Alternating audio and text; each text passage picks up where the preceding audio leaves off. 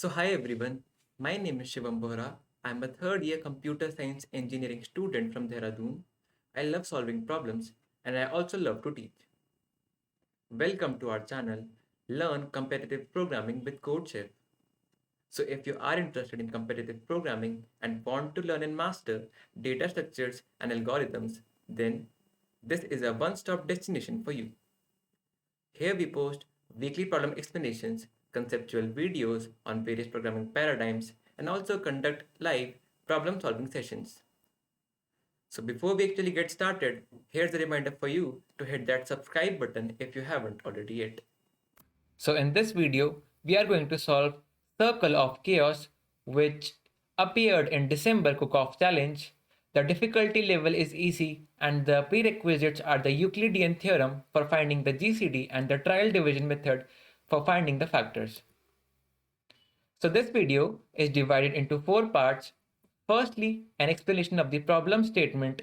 Then we will see some observations to derive the approach, and then we'll discuss the approach, and then finally we'll see a C++ code to demonstrate the above approach. So the problem statement says that there is a round table consisting of n sorcerers including you. Sorcerers are nothing but magicians, and you are an evil magician over here. So let's say we have four sorcerers and you are the orange one. Then it says that you can cast M spells having distinct powers. So let's say we have two spells having distinct powers, 2 and 3.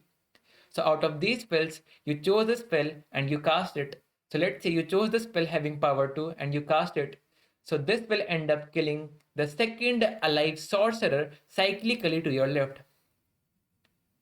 You can use the spell as many times as you want, but you cannot cast a spell that will kill yourself.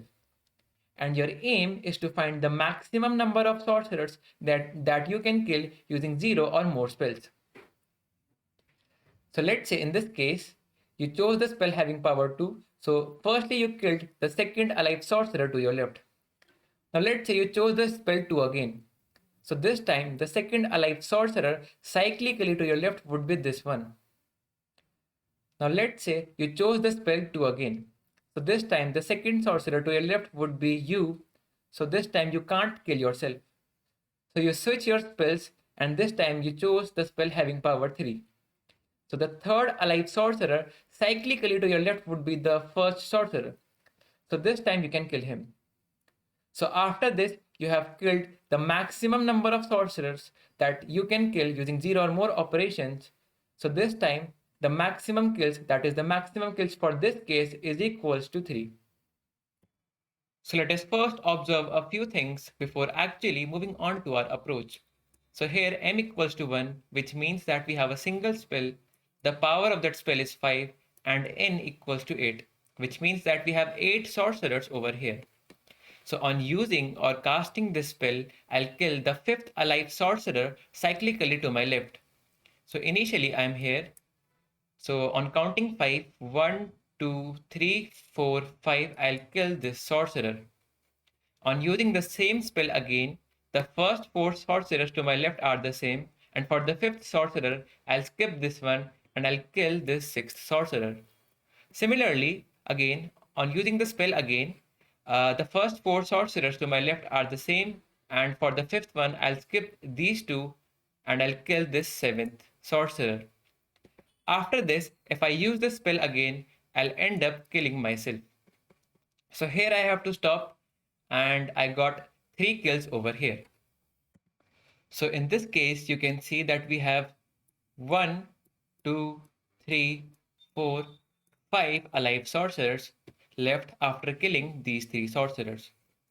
So the number of kills would be the total alive sorcerers that we had initially minus the total alive or the alive sorcerers that we have now, which is 5 in this case, including these 4 and this one, which is you.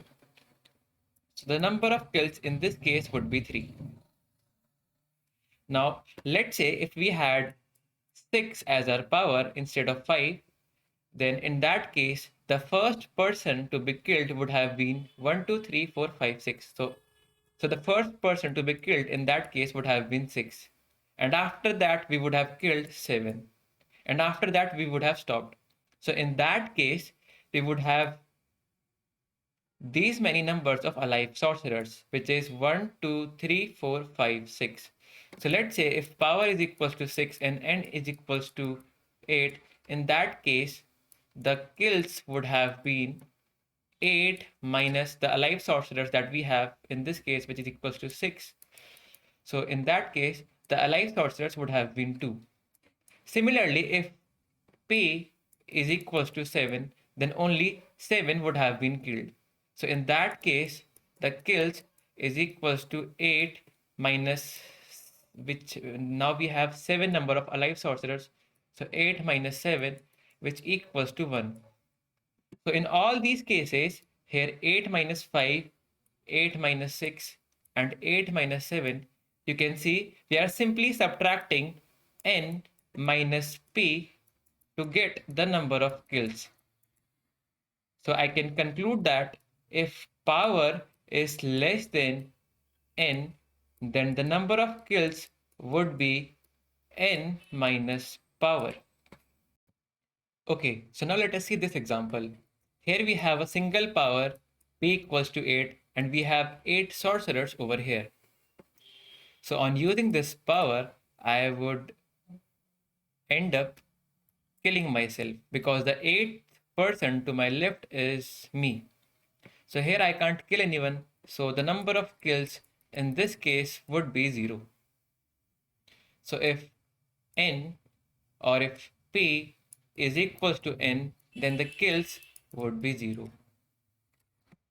Another interesting thing to be observed over here is that if P would have been 16 instead of 8, then on counting the 16th person to your left, then 8, then 9, 10, 11, 12, 13, 14, 15, and 16. So the 16th person to your left is you. So again, we won't be able to kill anyone. So in that case, the kills is also 0. So similarly, the 24th, the 32nd, and the 48th person, and so on, for all these cases, the kills would be 0. And for all these cases, 8, which is n, is also a factor. So I can say that if n is a factor of, and these all are actually nothing but powers. So if n is a factor of power, then the number of kills would be 0. So in the previous case, we have seen that if n is a factor of p, then in that case, we can't kill anyone and the number of kills in that case would be 0. But here n is 8, p is 25 and 8 is not a factor of 25, so someone except me would get killed. So here I can say that initially the value of n is 8. Since 8 is not a factor of 25, so someone except me would get killed. So the value of n is reduced to 7. Then again 7 is not a factor of 25. So again the value of n would be reduced to 6. Again 6 is not a factor of 25. So again someone except me would get killed and the value of n would be reduced to 5. But now 5 is a factor of 25 and we know that when n is a factor of 25, we can't kill anyone and we have to stop there. So here we will stop here and the number of kills in this case would be the total number of people that we initially had, which equals to 8, minus the alive people that we have right now, which equals to 5. So in this case, we will kill 3 persons or 3 sorcerers. Also, to generalize all this, firstly, we can see that initially n started from n itself and then it reduces one by one till a point it becomes a factor of p. So as you can see, initially n started from 8 then it became 7, then it became 6, then it became 5. But as soon as it became 5, it also became a factor of 25, and then we have to stop there.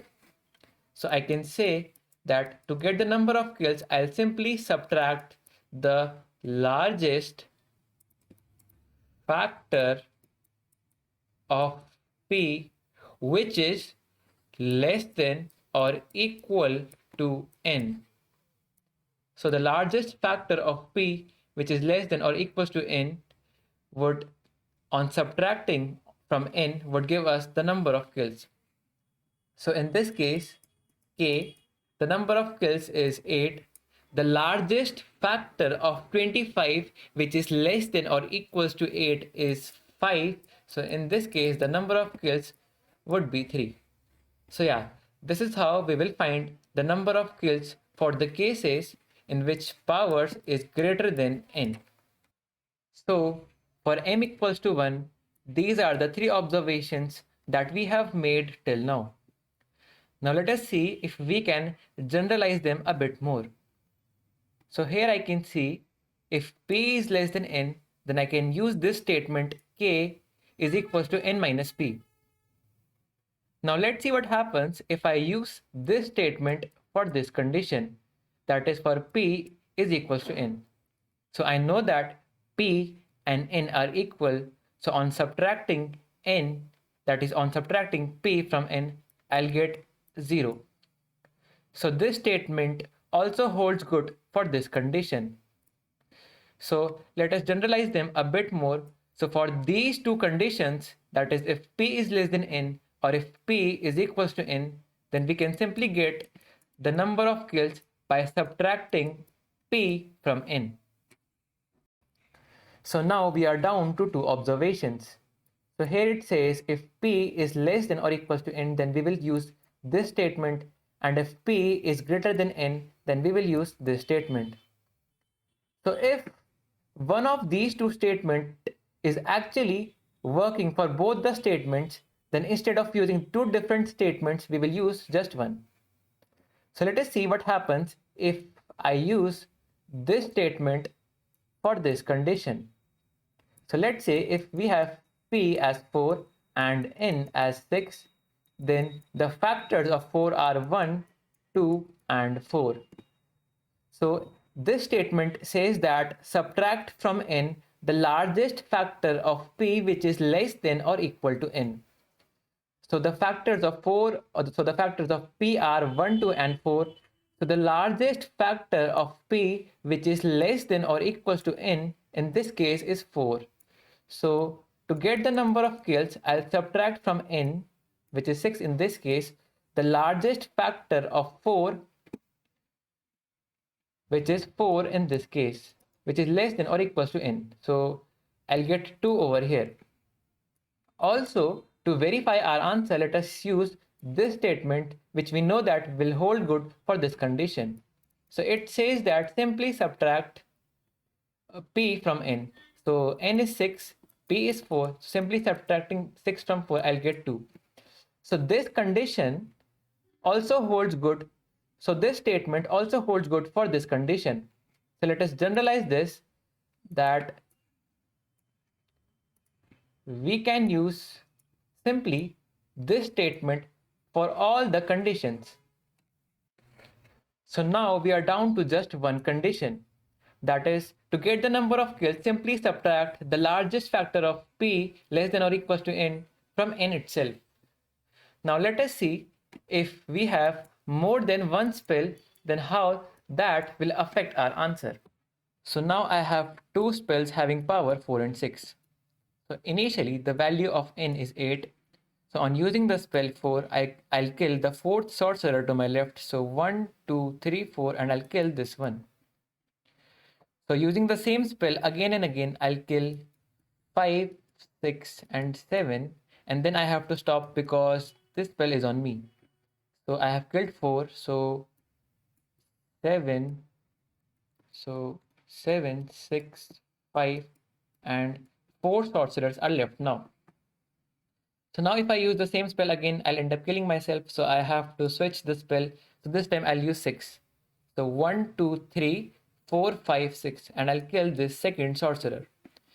So let us again use the same spell. So 1, 2, 3, 4, 5, 6, and the sixth spell is on me. So now let us switch the spells.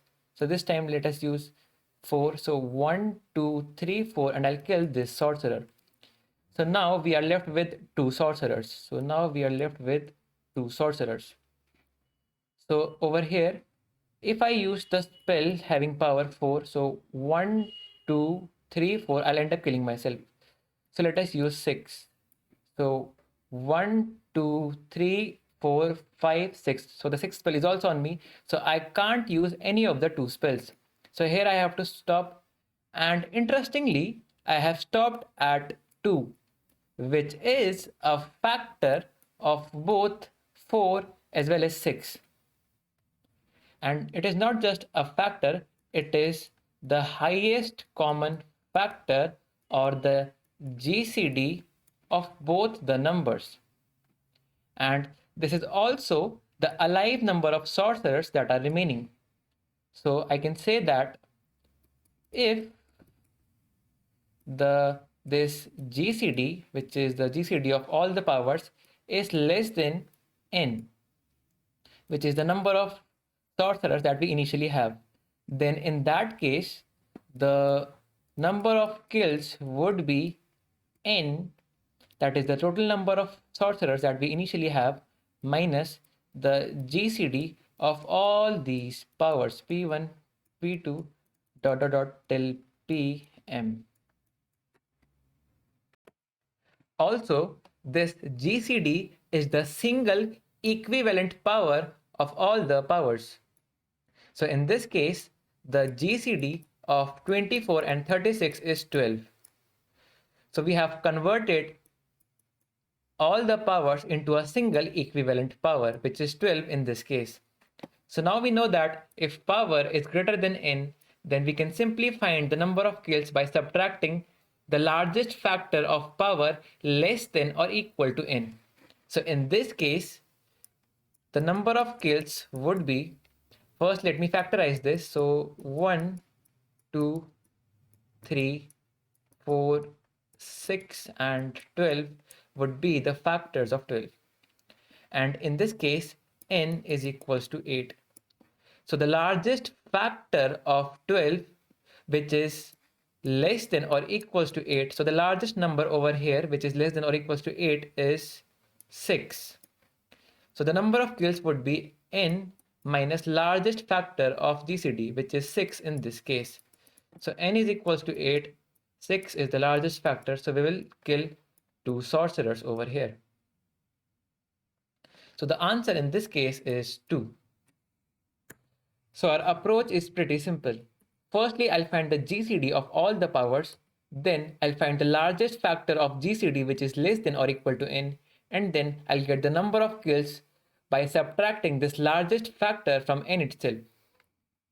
To calculate the GCD, I'll use the Euclidean method for finding the GCD, and to calculate the largest factor of GCD, I'll use the trial division method for factorization.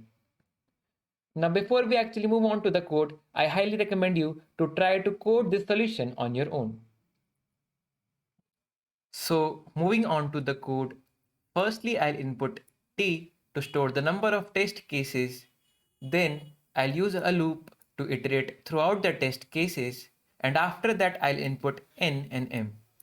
Here n is the number of sorcerers and m is the number of spells that we have. After this, I'll store the power of all the spells in this array P. After this, I'll simply find the GCD of all these powers, which is stored in this array P. After this, I'll check if the GCD is greater than n or not.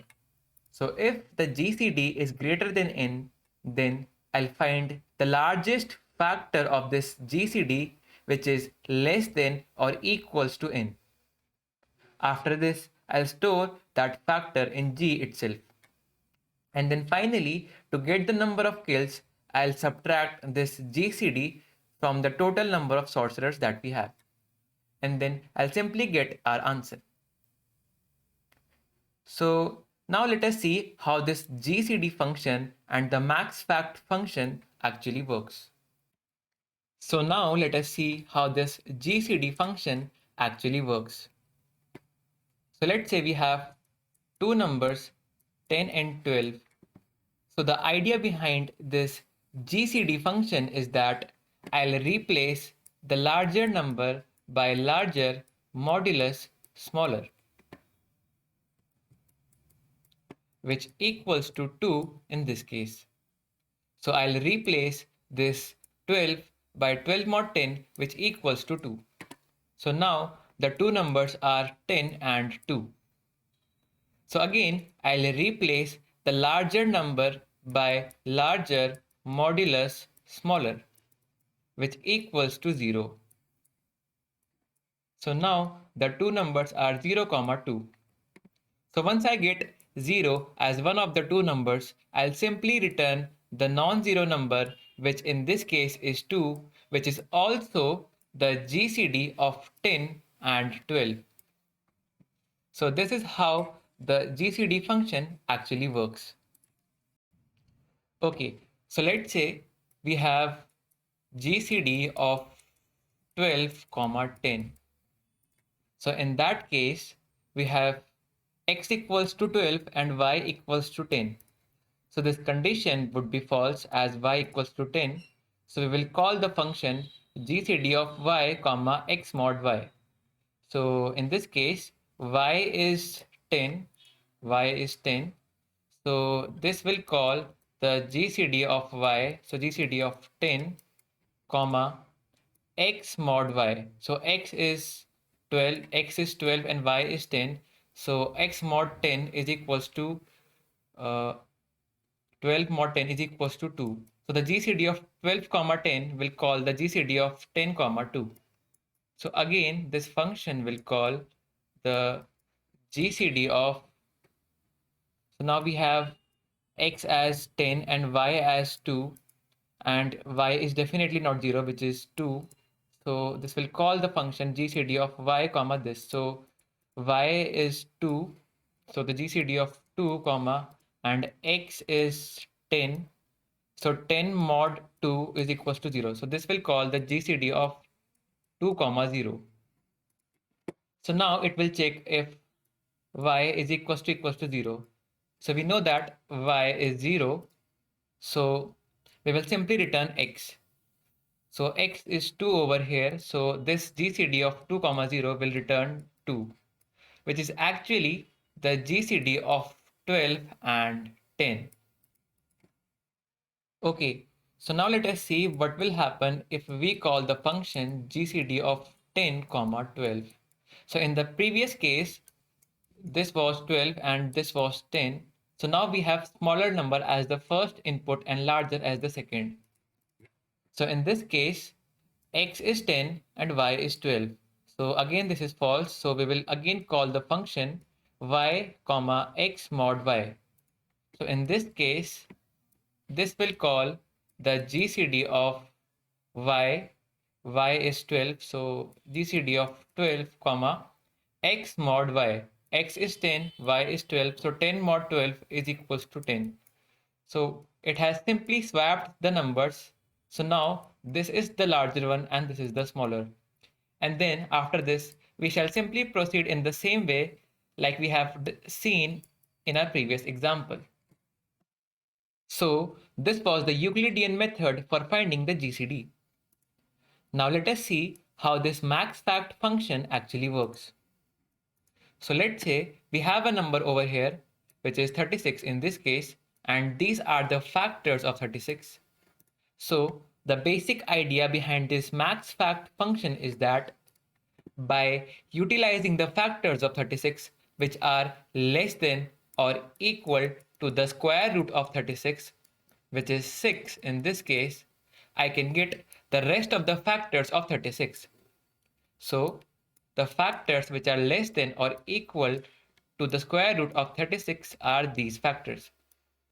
So just by using these, I can get the rest of the factors by dividing 36 by these factors. So on dividing 36 by 1, I'll get 36 On dividing 36 by 2, I'll get 18. Similarly, 12, 9 and 6 over here. So just by using these factors, I got the rest of the factors. So this is the basic idea behind this max fact function. So in this max fact function, firstly, I'll initialize this max factor variable as 0. Then I'll use a loop of I to iterate from 1 to the square root of GCD, and then I'll check if I is a factor of GCD or not. So if I is a factor of GCD, I'll check if that factor is less than or equal to n or not. So if it is less than or equal to n, I'll store the maximum of the pre-existing factor or this factor. So in this case, the max factor will store the maximum of any pre-existing factor that it already had or the current factor. We also know that the other factor would be g divided by I. So we will do the same thing with this factor. So this is how this max factor function or this max fact function actually works. This function was based on the trial division method for finding the factors. So I guess we have discussed each and everything about the whole code. Okay, so now let's just submit the code. So copy,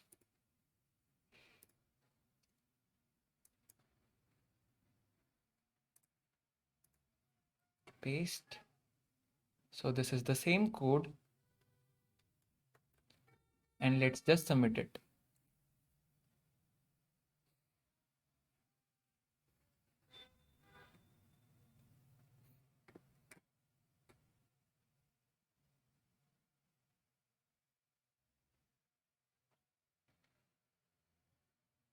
Okay, so we got the correct answer. But wait, did you guys know that CodeChef also conducts free live classes on Unacademy where we teach every possible topic related to competitive programming? We have beginner level courses like Introduction to Programming in C++ or Java, Recursion, Basic Data Structures, as well as advanced courses like Dynamic Programming, Graph Theory, and Segment Trees. These courses are conducted by top coding experts who have been ICPC World finalists, IOI medalists, or who have worked in top product based companies like Amazon, Google, Facebook, and LinkedIn. So, all you need to do is download the Unacademy app or register yourself at unacademy.com and choose your goal as competitive programming. You can also take the paid plus subscription to get additional features and individual level support. In plus, we have a large set of practice problems associated with each topic covered. Also, we have 6-star and 7-star rated teaching assistants to clear all your doubts during and after the live sessions. You can use my referral code, which is WhiteMagic333, to subscribe for the plus classes and get an instant 10% off. So hurry up, guys. Don't miss out on this lovely opportunity and kickstart your journey for competitive programming.